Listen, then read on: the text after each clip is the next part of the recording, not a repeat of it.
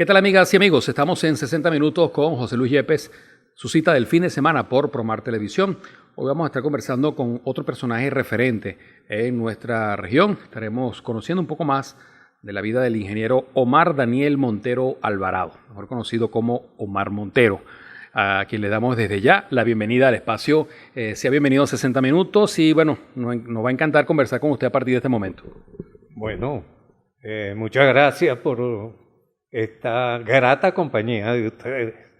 La verdad que me emociona sentir esa vivencia de las cosas tan importantes de la vida de cada uno. Bueno, hablar de mi vida es realmente satisfactorio porque puedo decir que me siento contento de los logros que he alcanzado en mi vida. Yo nací aquí en Barquisimeto en el año 1940, el 28 de mayo. Mis padres fueron Daniel Montero, quien era comerciante, básicamente en sus actividades regulares, pero que tuvo una vida realmente rica en cuanto a sus actividades y su actuación dentro de la vida pública y privada. Mi padre, además de comerciante, fue industrial, fue agricultor, fue ganadero, fue periodista y fue poeta. Dejó algunos libros de poesía escritos que son para nosotros de un valor y un tesoro increíble. Mi padre era yaracuyano, nacido en Campo Elías, y mi madre, Noemí Alvarado, era también yaracuyana, nació en Chivacoa. Así que los orígenes míos son yaracuyanos. Y mi madre, una mujer extraordinaria de una familia muy rica en el sentido espiritual y en el sentido artístico. Era un grupo de hermanas y hermanos muy numerosos, en los cuales todos eran músicos. Mi madre tocaba el piano, una tía tocaba el violín, otras cantaban, otras tocaban arpa, los varones eran grandes cantantes, grandes guitarristas, y era una familia muy especial. De tal manera que yo no viví eso, pero me contaba mi mamá, que en su casa era de una forma permanente tener veladas musicales. Mi familia fue muy prolífera. Éramos 7 hermanos, 2 hembras y 5 varones, de los cuales yo soy el mayor de los varones y una hermana que es la mayor. De esos 7 hermanos quedamos 5. Y bueno, que estamos todavía, gracias a Dios, en plenas actividades.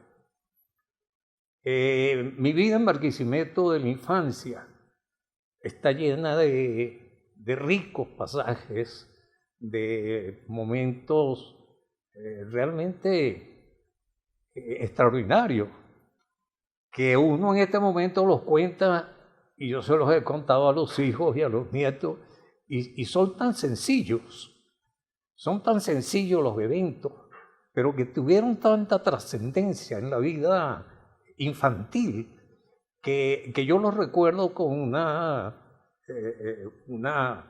presencia, casi como si hubieran ocurrido hace unos meses atrás. Tuve la gran suerte como digo, de tener una infancia rica en ese sentido. Nosotros vivíamos en todo el centro de la ciudad de Barquisimeto, en la carrera 21, entre las calles 27 y 28, donde estaba la casa de comercio de mi papá, que se llamaba Montero y Segura, un edificio emblemático de Barquisimeto que lamentablemente pues, el pico de las nuevas construcciones lo derribó. Pero una construcción muy interesante. Y la vida de los niños, adolescentes, era una vida sumamente tranquila, pero sumamente rica de amistades, de participación, de la vivencia diaria de la vida. Total que uno viviera en la calle. Los amigos eran de los que vivían a 1 cuadra, 2 cuadras, 3 cuadras, pero había una fraternidad impresionante entre todos los niños. Entonces, esa fue una vida muy rica, sencilla, pero como digo yo, muy rica de tantas cosas bellas. ¿Qué tipo de juegos hacían ustedes cuando estaban? Bueno, primero jugábamos fútbol en la calle. Le comentaba yo a los hijos en estos días que habíamos organizado 3 equipos. Uno se llamaba el Boca Juniors, el otro se llamaba el River Plate y el otro se llamaba el Huracán, que eran los equipos argentinos. Era lo único que se sabía del fútbol en esa época, porque se escuchaban a veces algunos programas de radio de las transmisiones de los juegos. Bueno, jugábamos fútbol, jugábamos trompo, jugábamos metra, jugábamos guerras de para, cosas de ese tipo tan sencillo que yo creo que la mayoría de las personas de mi edad deben haberla disfrutado también. Tuve la gran suerte de estudiar los primeros años de infancia en un colegio que fue realmente extraordinario.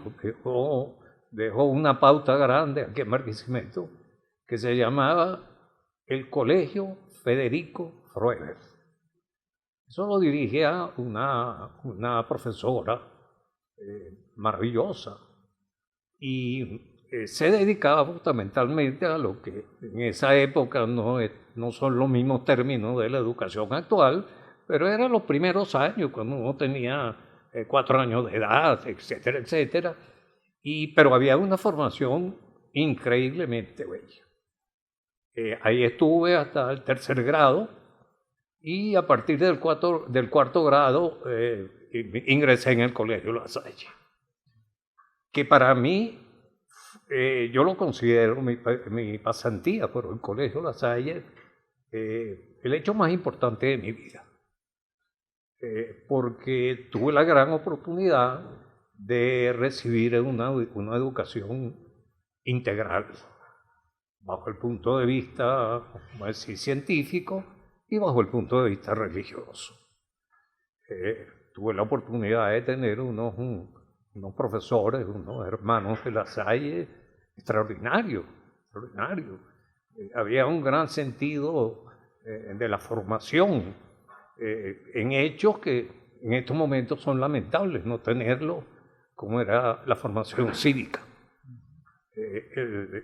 Por eso yo creo que ahí tengo yo las raíces de lo que yo creo que debe ser un buen ciudadano. Unas oportunidades increíbles de formación. Y aparte de eso, tengo que reconocerlo, fue la oportunidad de hacer mis mejores amigos. Mis mejores amigos se formaron cuando yo tenía 8 años. Y amistades, entonces se los pasaba a los hijos en una foto. Amistades que se iniciaron circunstancialmente en el Colegio La Salle, cuando no nos conocíamos, no teníamos contacto. Llevamos allí un grupo pequeño y bueno, hicimos una amistad tan grande que esa amistad tiene 70 y pico de años, permanente, sólida y afectiva. ¿Quiénes son algunos de esos amigos? Mira, esos amigos son, lamentablemente tengo que empezar por el único fallecido del grupo. Es un grupo muy pequeño, porque son el arquitecto Alejandro Dapo, que falleció lamentablemente, el ingeniero Dieter Sido, el ingeniero Alexis Cartens, el licenciado y profesor Alberto Castillo y el suscrito. Y esa amistad se ha mantenido incólume. Es una cosa increíble de que 5 chavales de 8 años estamos retratados en el patio del Colegio La Salle y ahí se formó esa amistad. Entonces, yo de esa parte primera mía, de mi formación de la primaria en el Colegio La Salle, guardo los mejores recuerdos. ¿Alguno de esos profesores o profesoras que fueron emblemáticos que usted recuerda y por qué? Bueno, había muchos. Estaba uno que era, que quizás el más emblemático en su formación, que era el hermano Gabino Luis. Estaba el hermano Gaudencio. Estaba el hermano Basilio, que es famoso con los estudios de Camay y de toda esa serie de cosas. Estaba el hermano Benildo. Son los que se me vienen ahorita a la memoria. Pero eran todos eran unos magníficos profesores. Había ese sentido, pues, de que no era solamente la formación intelectual, no era solamente la formación religiosa, era la formación cívica, de lo que debía ser un ciudadano. Sí, yo de esos recuerdos, imagínate, en el Colegio La Salle habían 2 cosas que es imposible olvidarlas.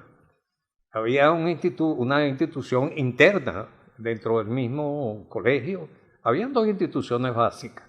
Una era Vanguardia, que era una institución, como decía, estructura, que estaba más orientada hacia la parte religiosa, vamos a decir. Y había otra que era el Centro Científico y Cultural La Salle, que estaba orientado más hacia la parte científica. Yo pertenecía a las 2, pero realmente pertenecí y trabajé durante muchos años con el Centro de Investigaciones Científicas y Cultural La Salle. Y eso era una institución increíble, el manejo de todo la biodiversidad, la naturaleza, las excursiones que se hacían a diferentes sitios relativamente cercanos de Barquisimeto, en esa búsqueda, en esa investigación, introduciendo al niño y al adolescente al valor de la naturaleza, al respeto de las cosas de la naturaleza y a la vivencia y poder convivir con la naturaleza de una manera efectiva y protectora. Entonces, esos años fueron años muy bellos. Tenemos que hacer una pausa en esta conversación que tenemos con el ingeniero Omar Montero, así que luego de los siguientes mensajes comerciales tendremos mucho más de 60 minutos con José Luis Yepes. Ok, mi padre Omar Montero ha sido una referencia permanente en mi vida y constante. Soy afortunado pues en tenerlo y tener a mi lado pues un amigo con el cual pues he compartido prácticamente todo, pues mis triunfos, los momentos difíciles y sobre todo lo que más admiro es que es una fuente de valores permanente, ¿no? Donde nos ha identificado, nos ha enseñado los valores más importantes de la vida y sacar provecho pues de todas esas situaciones que son las que realmente nos nutren como seres humanos o nos hacen personas mucho más integrales. Para mí ha sido pues una compañía permanente. Y bueno, y en esta fase de su vida, pues ya con unos años, entrado pues ya en algunos años, pues para mí ha sido un honor y un placer pues compartir con él y ser un acompañante permanente.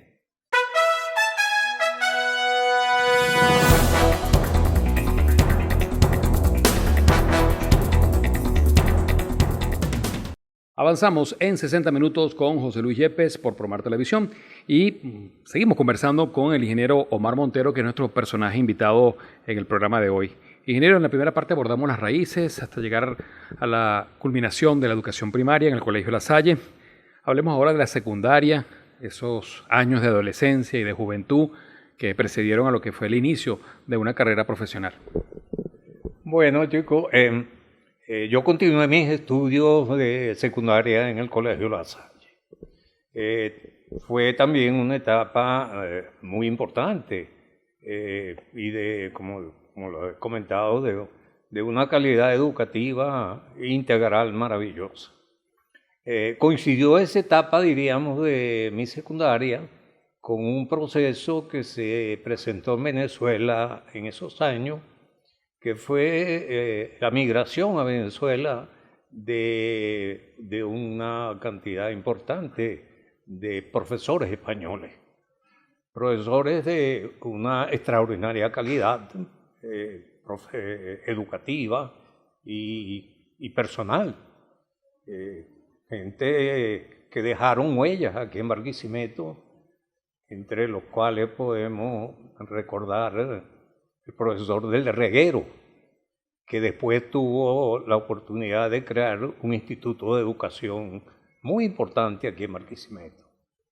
El profesor Avia, Carlos Avia, que también vivió mucho tiempo aquí en Barquisimeto, se casó con gente de aquí de Barquisimeto, una bella dama, y el profesor Mendía, me acuerdo ahorita del nombre.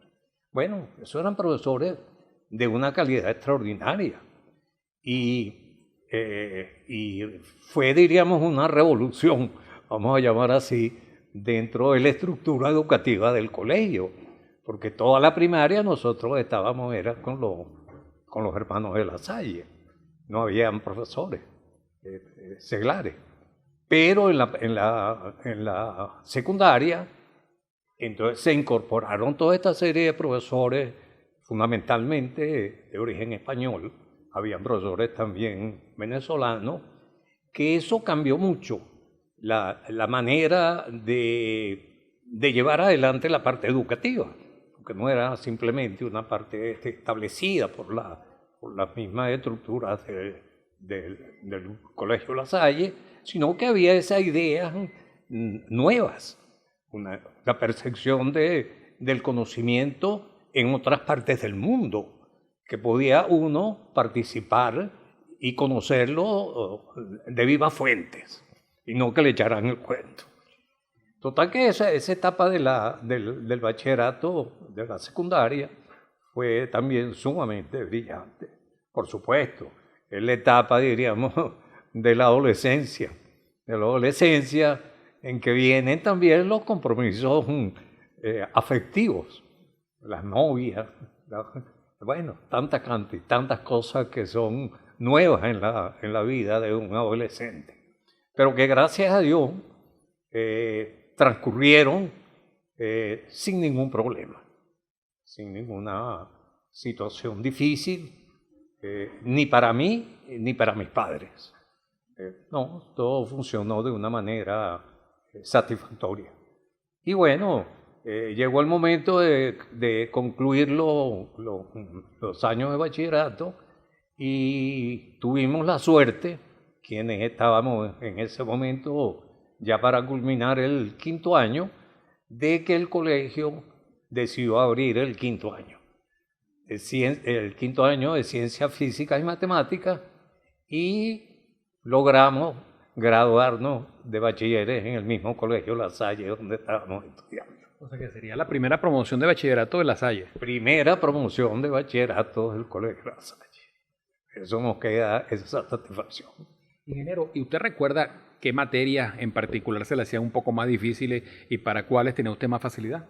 Bueno, para que tú veas. Yo teníamos, vamos a decir, facilidades para las matemáticas, la física, siempre lo que llamaban las tres Marías, matemática, física y química. La materia que menos me gustaba era el inglés. Coño, era como un martirio. Y el inglés era una materia obligatoria.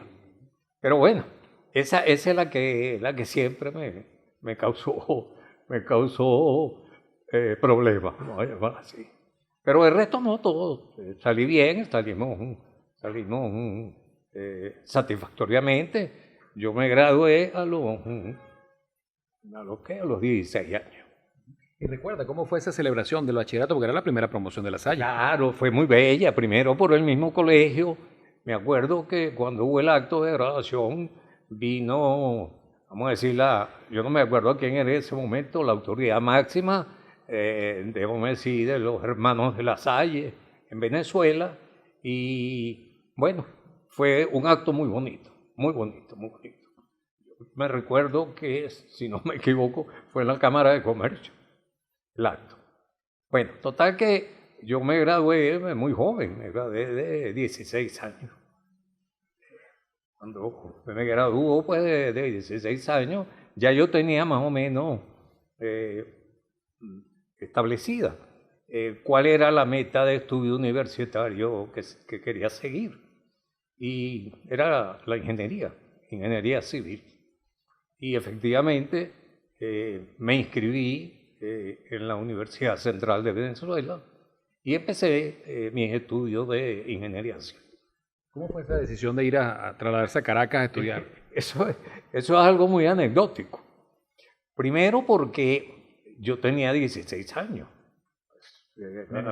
Era un adolescente, 16 años. Segundo, dentro de mi familia inmediata no había ningún profesional. Mi papá era comerciante, mi mamá era auxiliar de contabilidad. Sí, no tenía nadie que me orientara y que me aconsejara de los pasos que tenía que seguir. Pero bueno, la vida le da a uno esas oportunidades. Total que yo me fui para Caracas. Me fui, mi autobús, mi cosa, llegué a Caracas.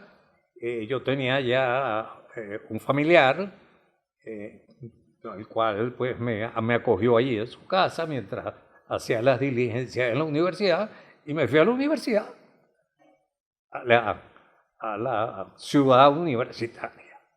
Ahora te puedes imaginar, yo había ido de Caracas en algunas oportunidades con mi familia, a casa de ese familiar que vivía allá. Pero tú te puedes imaginar la impresión que pueda tener en ese momento, año 1956, un adolescente de 16 años del interior del país y llegar a la ciudad universitaria con aquella magnitud, aquella belleza, el aula magna, el rectorado, la plaza del rectorado, el reloj de la universidad, los pasillos de la universidad, aquella extensión. Uno no se imaginaba que eso podía existir. No tenía nada como comparar. Pero todo era tan sencillo. Llegué, pregunté dónde que me informaran que tenía que inscribirme, que tal y tal cosa, cha. En 4 días ya yo estaba inscrito en la Facultad de Ingeniería Civil. Bueno, y ahí empezó otra etapa de mi vida muy interesante, que fue la vida universitaria. El compartir con gente nueva, gente distinta, porque de los que habíamos estudiado aquí en Barquisimeto, solamente nos fuimos a estudiar en ingeniería civil. Bueno, total que ese proceso de formación en la Universidad Central de Venezuela fue maravilloso. Nada mejor en Venezuela que la Universidad Central de Venezuela. Esa es la máxima casa de estudios. Esa es donde está toda la verdad, la posibilidad y el crecimiento de los jóvenes y del país. Y bueno, en esos años dentro de la universidad, por supuesto, esa oportunidad de convivir con gente de otros estados, que también se movilizaron hacia allí. Y lo que son las cosas de la vida. Uno hace como una especie de confraternidad, o hicimos una especie de confraternidad, porque los del interior nos sentíamos disminuidos ante los caraqueños. En realidad, los caraqueños estaban en su ambiente. Nosotros vivíamos del interior, unos viviendo en una pensión, otros viviendo en casa de un familiar, todos en unas condiciones, vamos a decir, no difíciles, sino unas condiciones relativamente restringidas. Además, las mismas condiciones económicas de los padres hacían de que la vida universitaria fuera muy austera. Y ese hecho de ser una vida austera en la universidad, por supuesto, fue sumamente positiva, porque lo ayudó, aparte de la misma formación ya científica, exclusivamente de la universidad, estaba ese hecho de que había un mundo por delante que tú tenías que luchar, que las cosas no eran fáciles, que aparte de luchar con el mismo ¿cómo decir? Esquema de los estudios propios de ingeniería, que no era nada fácil, era saber convivir con pocos recursos económicos y con mucha sobriedad y con mucha disciplina. Y eso fueron las cosas más importantes que me enseñaron a mí la universidad: la disciplina, la austeridad y la responsabilidad ante los estudios. Bueno, total que hay dos hechos que yo siempre los comento, se los he comentado muchas veces a los hijos, de cosas que me hayan impactado en la universidad. Aparte de la calidad de los profesores, que eran maravillosos, todos. No había ninguno que fuera ni mediocre ni regular, todos eran excelentes profesores. Cuando estábamos en el primer año de la universidad, que era el año en que había más afluencia de estudiantes, porque ahí no había límite de cupo. El que quería estudiar, estudiaba. Y habíamos en el primer año de ingeniería civil, o de ingeniería global, como decir, porque había ingeniería civil, ingeniería eléctrica, ingeniería hidráulica. Habíamos cerca de unos 200, casi 300 alumnos. Eso era un grupo muy grande. De tal manera que habían dos clases que se daban en el auditorio de la Facultad de Ingeniería Civil, porque era la única manera de recibir al mayor número de estudiantes. Nosotros tuvimos, en el primer año que fue eso, y por eso me dio una gran satisfacción, teníamos unas materias que eran, vamos a llamar, de tipo cultural. O sea, aparte de las materias, vamos a decir, de la propia ingeniería, había unas materias de tipo cultural que eran importantísimas. Y después es que uno valoró lo importante que eran esas materias. Y habían dos profesores, uno se llamaba el profesor, no me acuerdo el nombre exacto, pero el profesor Calcaño, que era famosísimo en esa época y todavía dejó grandes huellas en la parte musical, el profesor Calcaño. Y había otro profesor que daba la parte humanística, que se llamaba Clemente Pereda. Fabuloso, tipo tan extraordinario. Entonces, las clases se hacían allí. Las clases del profesor Calcaño, lamentablemente, no eran tan concurridas. Pero las clases de Clemente Pereda, la gente tenía que... éramos puros muchachos, no éramos ninguno viejo ni nada, puros muchachos. Teníamos que estar tempranito para agarrar puesto, y si no, teníamos que escuchar la clase afuera en los pasillos. Esa clase de Clemente Pereda nos dejaron, yo creo que a todos, unas raíces increíbles, diríamos, en poder desarrollar esa sensibilidad hacia las partes humanísticas, hacia las partes filosóficas y hacia las partes artísticas. Bueno, total que ahí tuve la suerte, tengo que reconocerlo también, de haber concluido los años universitarios sin ningún contratiempo. Y me gradué en los 5 años que estaba previsto. De tal modo que yo me gradué en el año 1961, cuando tenía 21 años. Imagínese, está bastante joven, ¿no? Vamos a hacer una pausa y en breve continuaremos conociendo más acerca de la vida del ingeniero Omar Montero. Mi papá para mí es todo. Es la persona confidente a quien yo le confío mis cosas, mis problemas, las dichas, las alegrías. Ha sido mi bastión durante toda mi vida. Me ha enseñado la honestidad, la perseverancia, como él lo decía.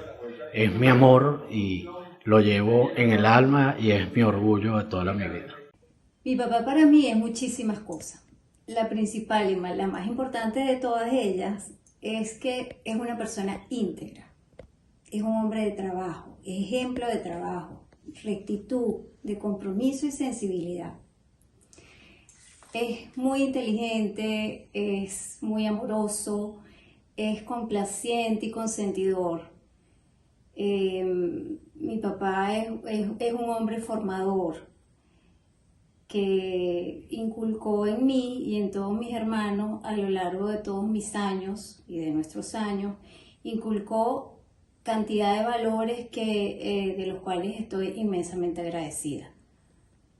Mi papá es un hombre que formó y construyó una familia de la mano de mi mamá, siempre juntos y muy unidos. Es un hombre solidario, con un gran corazón, es humilde y es muy bondadoso. Es perseverante, siempre está positivo, siempre tiene mente positiva y tiene un gran mundo interno. Es un hombre de fe. Para él, todo mi amor, todo mi cariño y toda mi admiración.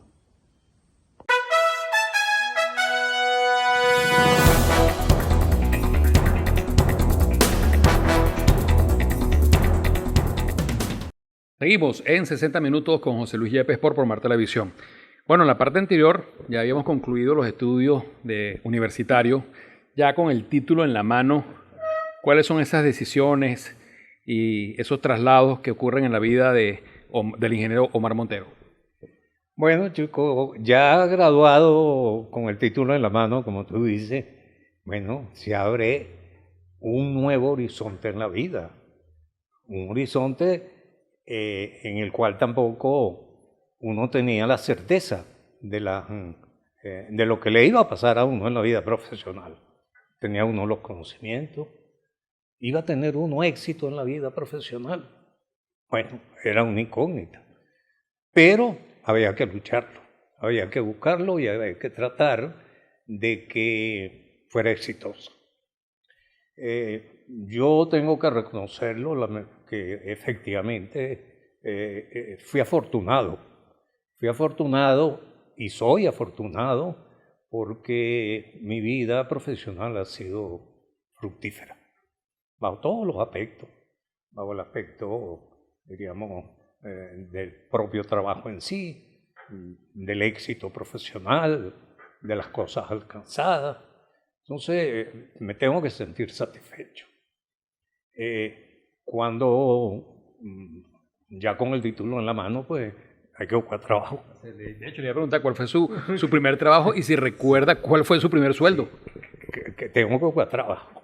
Bueno, tuve la suerte, por eso digo yo porque así como hubiera podido caer en una actividad determinada o en una organización X, tuve la gran suerte de empezar mi vida profesional en una institución que fue modelo en esa época por muchísimos años, que fue la Dirección de Malariología y Saneamiento Ambiental.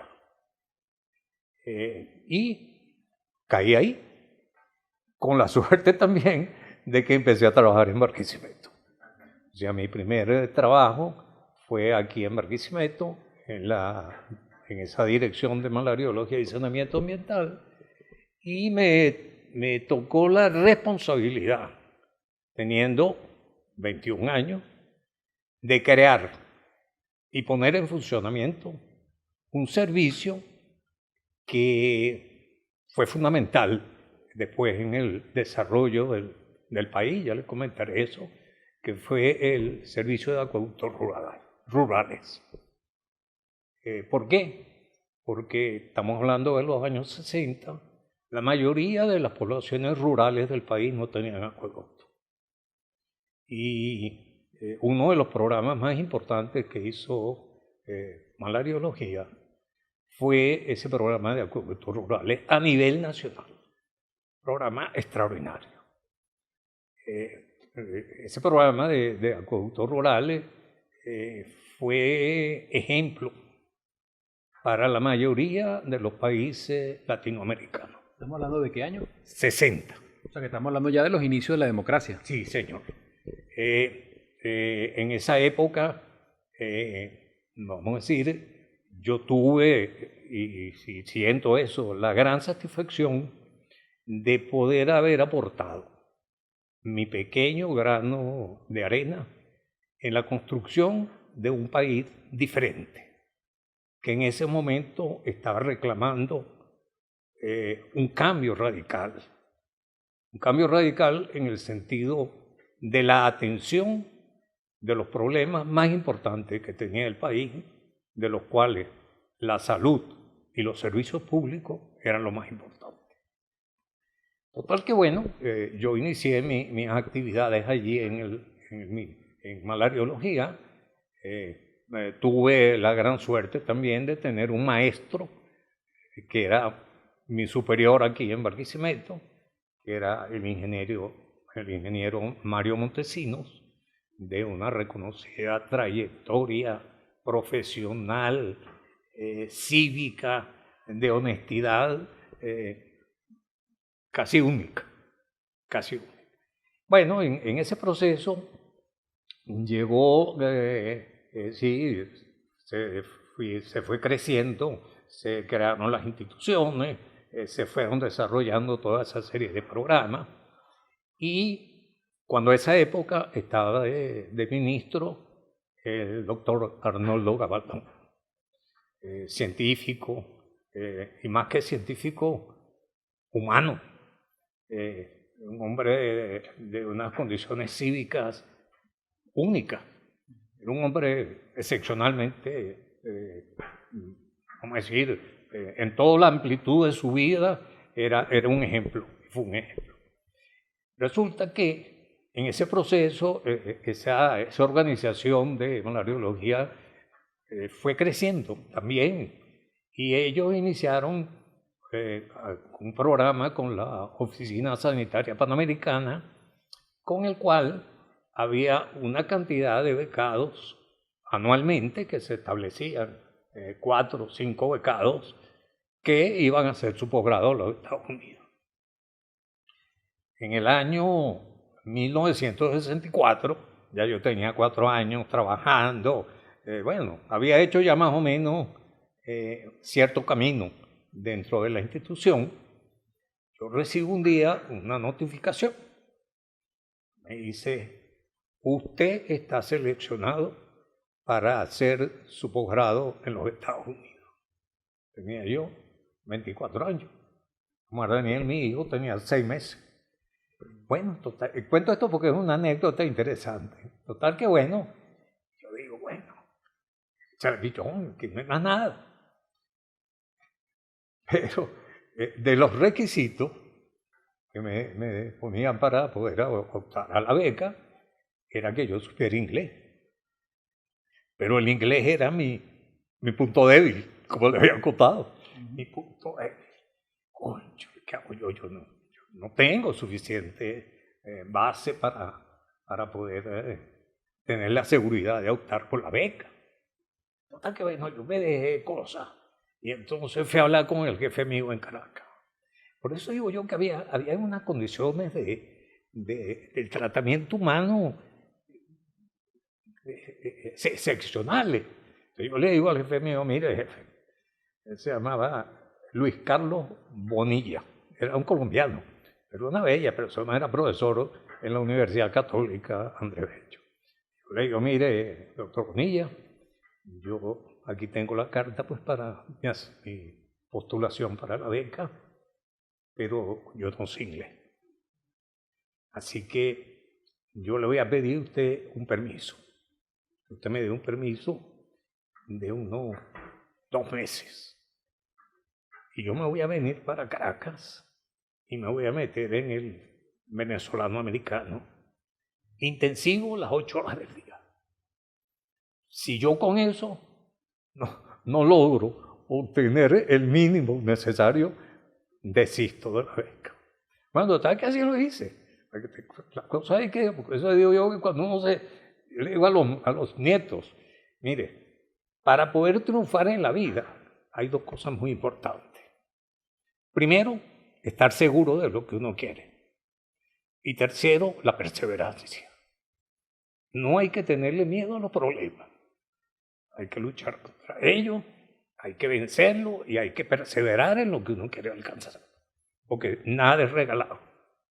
Bueno, total que así fue, hice mi curso, logré pasar el examen previo allí del mismo venezolano americano y nos fuimos para los Estados Unidos a hacer mi posgrado. ¿De parte? Fuimos a Oklahoma, los Estados Unidos, Universidad de Oklahoma. Pero en la parte anecdótica es lo siguiente. Resulta que el doctor Gabaldón, que era el ministro, y en esa época decir ver al ministro no era así como ahorita que cualquier ministro. Pero el ministro era una cosa de respeto. Y hablar con el ministro era mucho más difícil. Pero para ver la personalidad del doctor Gabaldón. Entonces, pero él tenía y me parecía una cosa maravillosa, de entrevistar a cada uno de los becarios, a los 4 becarios que íbamos a salir, en su despacho, individualmente. Entonces, efectivamente, recibo la cita de la audiencia con el doctor Gabaldón y entonces me dirijo allá, acomodadito, mi flu y mi cosa, bien arregladito. Y yo llevaba, diríamos, preparado mentalmente lo que yo supuestamente debería contestarle. Si él me hacía una pregunta que yo me imaginaba que me iba a hacer. Total que llego allá al despacho y él en vez de pedirme que yo me acercara, él se acerca y me recibe en la puerta. Ingeniero, me pregunta por mi mujer, por mi esposa. ¿De dónde vas a ver que mi esposa se llama María Cristina? Bueno, mi esposa, tal cosa, siéntese aquí. Y nos sentamos en un recibito que había. Y conversábamos ahí, cómo me sentía, que estaba satisfecho del trabajo que había realizado, la cosa. Entonces me dice, después que estamos en eso, él me dice, mire ingeniero, porque él hablaba así, me sacaba el dedo. Mire ingeniero, ¿qué cree usted que va a hacer en los Estados Unidos? ¿Para qué cree usted que lo estamos mandando a los Estados Unidos? Ya, a mi cuestión. Entonces le digo, bueno, mire, ministro, yo creo que por supuesto voy a ir a los Estados Unidos a lograr un nivel de educación superior, tener una cantidad de nuevos mecanismos, instrumentos que nos permitan poner en práctica nuevas cosas de los programas de saneamiento del país, bla, bla, bla, bla, bla, bla. Y me sentí, la pegué. Entonces me mira y me dice, no, ingeniero, usted no va para eso. Me quedé frío. Usted no va para eso. Me quedé así. Mire, todo eso que usted me acaba de decir, eso usted lo puede aprender aquí. Porque aquí nuestras universidades son muy buenas. Usted es egresado de la Central, ¿verdad? Sí. Ah, bueno. ¿Qué mejor universidad en el mundo que la Central? Por supuesto, era egresado de la central. Entonces, me quedé frío, entonces quería hacer yo para allá. Entonces me dice, no, mire, eso no es lo importante. Lo importante es que usted va a vivir en una sociedad que usted no conoce, pero que es una sociedad mucho más avanzada y organizada que la nuestra. Una sociedad que tiene un gran sentido de su responsabilidad ciudadana y su responsabilidad patriótica. Y eso es lo importante, que usted aprenda, que venga de allá lleno de lo que debe ser la responsabilidad cívica, de lo que debe ser el acatamiento de las leyes, el acatamiento de las responsabilidades individuales, que eso nos hace tanta falta aquí en Venezuela. Un hombre con visión, indudablemente, Sí, ¿no? sí. Total que bueno, eso fue una experiencia muy grande, pues. Sigo. No, tenemos que hacer una pausita para irnos al corte, cumplir con los compromisos de publicidad y regresar ya para la parte final de este 60 minutos con José Luis Yepes, hoy conversando con el ingeniero Omar Montero.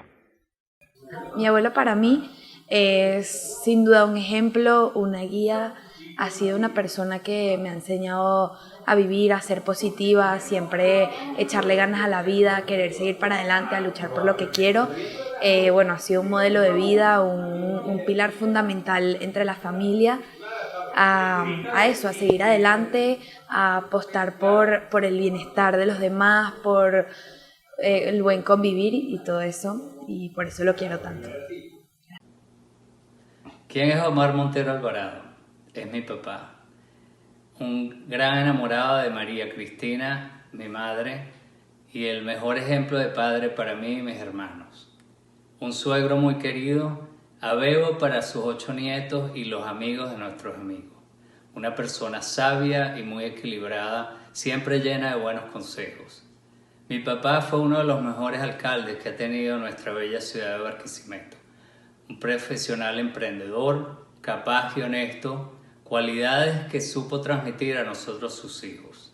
¿Quién es Omar Montero Alvarado? Es mi papá, mi amigo, mi consejero.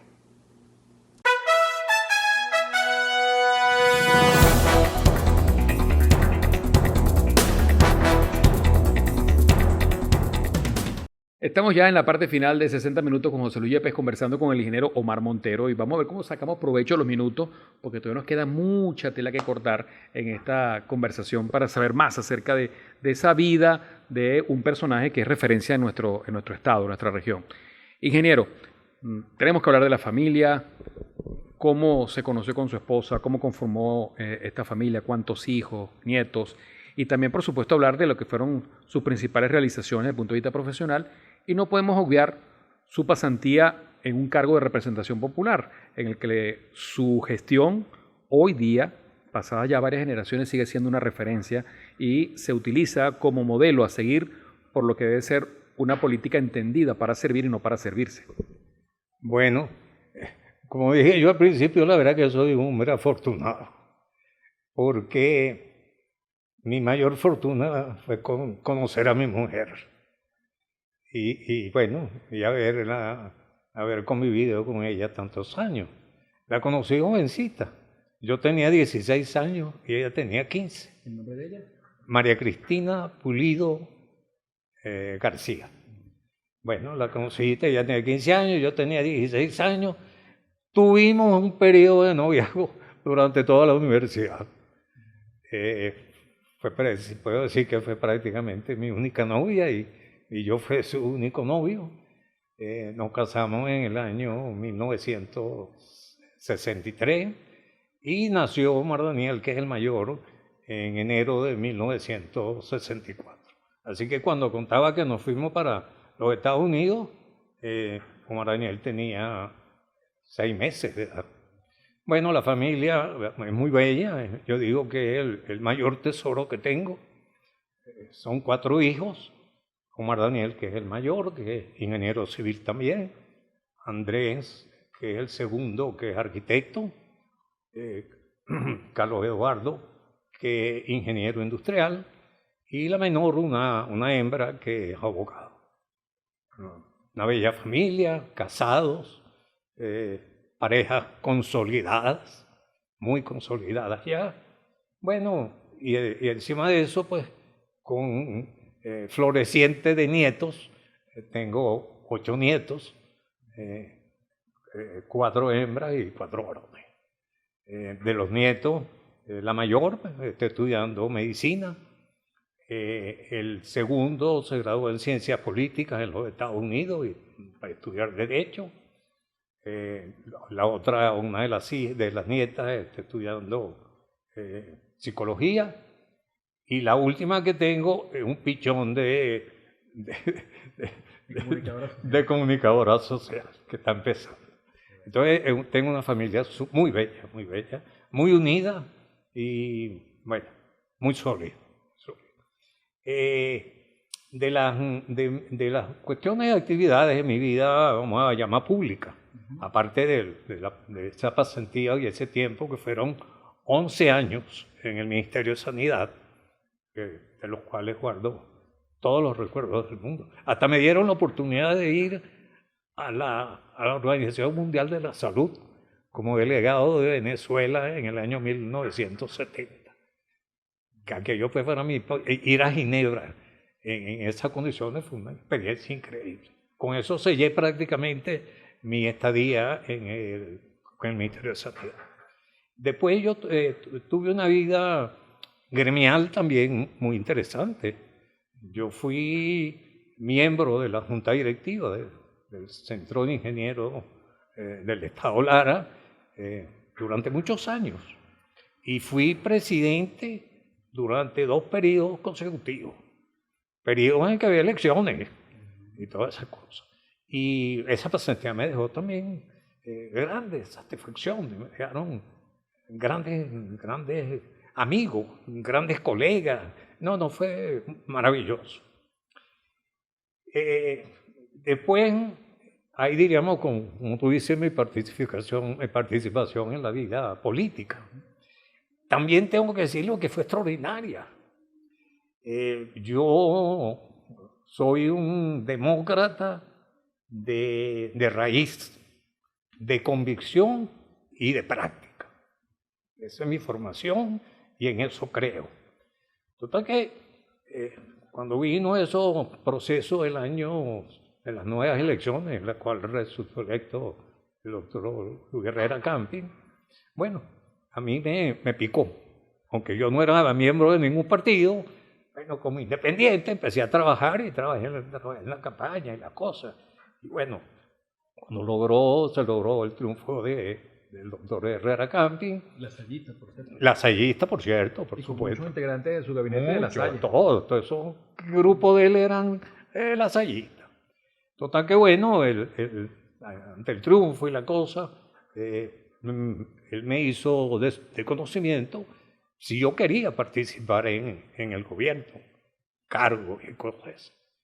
Yo, a través de la persona que me contactó, le manifesté que no, que yo quería quedarme aquí en Barquisimeto, que si yo podía ser útil aquí en Barquisimeto, con muchísimo gusto yo participaba. Y efectivamente me incorporaron en las planchas de COPEI como independiente al Consejo Municipal, que eran las primeras buenas elecciones que había en el directo. Bueno, efectivamente, salí electo en las elecciones esas municipales. Claro, yo era independiente y ahí estaban todos los caimacanes, vamos a decir, copellanos. Pero bueno, ellos decidieron ofrecerme, como teníamos mayoría, la presidencia del Consejo Municipal. Bueno, yo dije, este es un reto. Yo tenía, 40 años, sí, eso fue en el año 80 y 40. Ya había pasado por todas esas otras etapas de la vida. Y dije, bueno, este es un reto, vamos a echarle pichón. Y efectivamente. Pero esa fase, yo tuve 3 años como presidente del Consejo en elecciones sucesivas. Para mí eso fue enriquecedor. Primero porque yo no era un activista político y manejarse dentro de un mundo político no es fácil. No era político de oficio. Sí, sí, y no es fácil, ni siquiera para ellos mismos, para los propios políticos.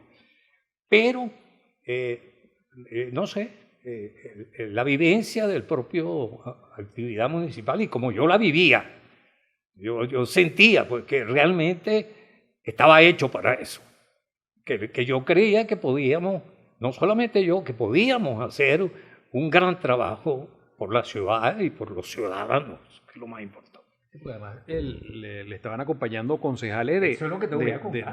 de nombre, ¿no? Tú sabes lo que es tener un equipo de concejales de una calidad humana, de una calidad profesional, como el doctor Pérez Coronel, bueno, el doctor Enio Anzola, Julio Pérez Rojas.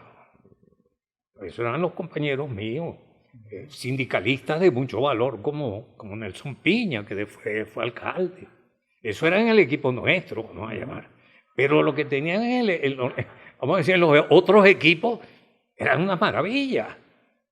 Tener el doctor Argimiro Bracamonte como concejal, tener a Luis Rodríguez Moreno como concejal, tener, yo lo aprecié muchísimo y por eso siempre lo nombro, a un dirigente de barrio, humilde, que se llama Luis Linares.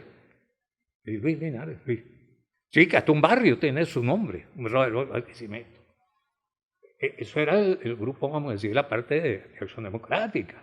Y si era en la parte de izquierda, vamos a llamar así, concho, tener a Juan Pablo Soteldo, tener al profesor Fortunato Orellana, tener a Ale Almao, que todavía es de los que quedan de esa camada. Eso era único. Yo aprendí de ellos como si yo hubiera ido a un segundo posgrado. Yo no tenía tuve esa suerte o esa forma de trabajar de que todos éramos amigos. Cada quien tenía sus posiciones, por supuesto, pero no había enfrentamiento. Tratábamos de que los problemas los abordáramos con las soluciones que cada quien podía proponer, para que lográramos una solución armónica que la pudiéramos poner en práctica. Entonces, para mí fue una experiencia increíble, para mí y para mi mujer, porque ella me acompañaba mucho. Ella tenía unas condiciones muy especiales de comunicación, de una facilidad increíble de empatía con la gente. Y bueno, nosotros íbamos a los barrios y comíamos en cualquier casa, y ella se sentaba en la mesita de la gente, nos ponían una arepa y una cosa, y nos dimos cuenta de que había que trabajar muy duro para poder transformar este país, porque había mucha miseria, mucha pobreza. Y si no hay una disposición a que se haga todo lo posible por transformar eso, nunca vamos a salir adelante. En su gestión, Barquisimeto fue reconocida como una de las ciudades más limpias de Venezuela y una de las más organizadas también. Sí, una cosa muy importante, para mí, yo no sé si la gente lo puede apreciar así. Cuando iniciamos nosotros la actividad municipal, nosotros llevábamos un lema, vamos a llamar así, que pienso yo que caló en la colectividad, que se llamaba hacia una dimensión más humana de la ciudad.